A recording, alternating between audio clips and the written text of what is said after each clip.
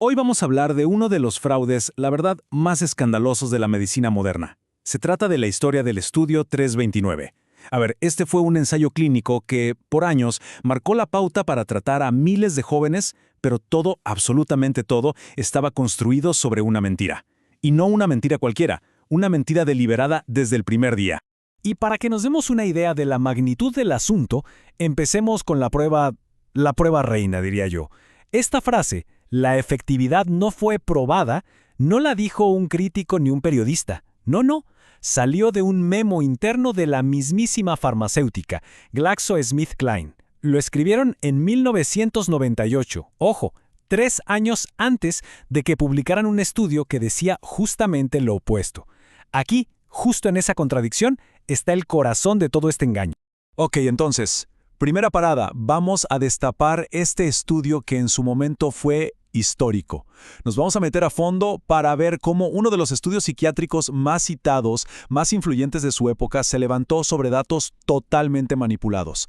Y claro, el impacto fue directo en miles de pacientes muy jóvenes. Ahora, la historia de éxito que se publicó. Porque, a ver, para entender bien la dimensión de la mentira, primero tenemos que conocer la versión oficial, ¿no? La historia bonita que le contaron al mundo entero allá por 2001. Miren, en 2001, no en cualquier panfleto, sino en una de las revistas más prestigiosas de psiquiatría infantil, se publica este artículo.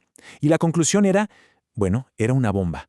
Clara, directa. La paroxetina es eficaz y además es segura para tratar la depresión en adolescentes. Listo, ese fue el mensaje que llegó a consultorios médicos en todo el planeta. Y es que, en papel, todo se veía perfecto, impecable.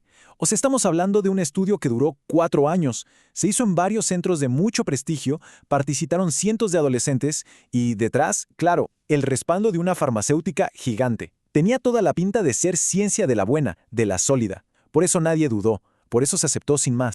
Bueno, ahora sí, a lo que vinimos, a desentrañar el engaño.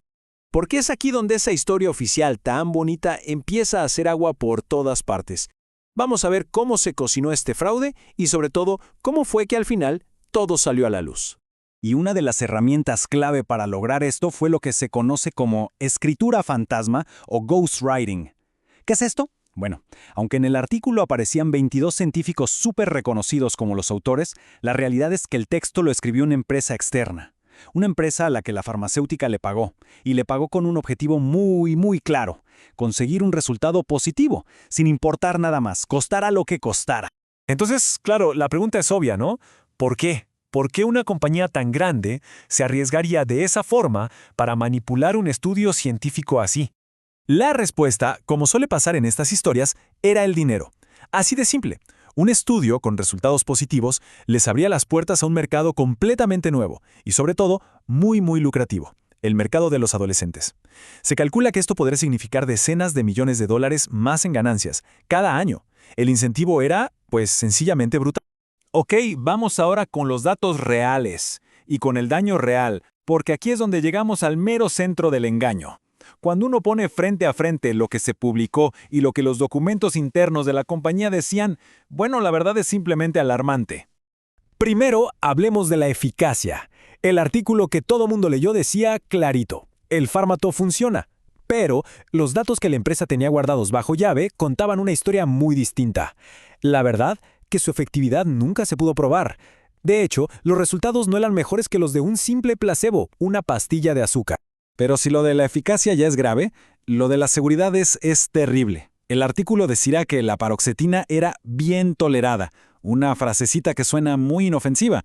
La verdad, sin embargo, era muchísimo más oscura. Los datos que se ocultaron mostraban un aumento muy preocupante, alarmante, en el riesgo de autolesiones y pensamientos suicidas. O sea, no es solo que el medicamento no servía para nada, es que además era peligroso. Y lo peor es que la verdad tardó muchísimo en salir a la luz. Pensemos en esto.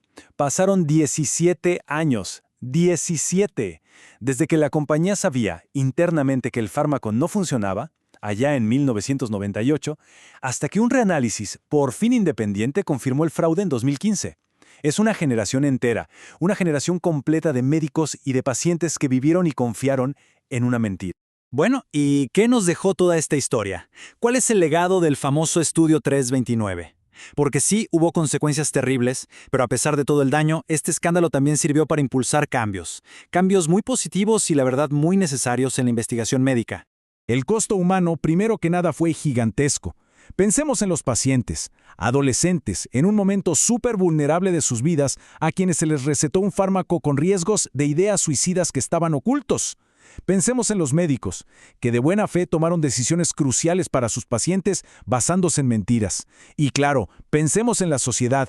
La confianza en la investigación médica, en las farmacéuticas, recibió un golpe durísimo, uno del que todavía hoy se resienten las consecuencias. ¿Y la compañía? Pues para GSK las consecuencias también fueron muy serias. Tuvieron que enfrentar una avalancha de acciones legales, pagar cantidades enormes de dinero en acuerdos y, por supuesto, su reputación quedó manchada por años. Digamos que fue una lección carísima sobre lo que pasa cuando la ética se deja de lado. Pero, increíblemente, de las cenizas de todo este desastre, algo bueno tenía que salir. Este escándalo se convirtió en un verdadero catalizador para el cambio. A raíz de esto nacieron iniciativas como RIAD, que busca justo eso, reanalizar estudios antiguos y ocultos. O la campaña All Trials, un movimiento mundial que exige que todos los ensayos clínicos, absolutamente todos, se registren y que sus resultados se hagan públicos. Poco a poco, las reglas del juego por fin empezaron a cambiar. Y al final de todo, esto nos deja con una pregunta. Una pregunta que, la verdad, inquieta bastante. Porque el estudio 329 no fue un error, no fue ciencia mal hecha.